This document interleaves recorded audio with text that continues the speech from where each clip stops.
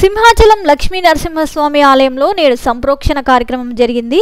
నాణ్యతా లోపాలు ఉన్న కల్తీ నెయ్యిని వాడి సింహాచలం లడ్డూలు తయారు చేస్తున్నారనే అనుమానంతో ఆలయాన్ని శుద్ధి చేయాలని అర్చకులు నిర్ణయించారు. ఆలయ సంప్రోక్షణకు అన్ని ఏర్పాట్లు చేశారు.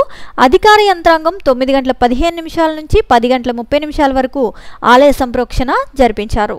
సింహాచలం దేవస్థానం సంప్రోక్షణ కార్యక్రమాన్ని చేపట్టాలనే నిర్ణయంతో ఈ కార్యక్రమాన్ని చేపట్టడం జరిగిందని తెలిపారు.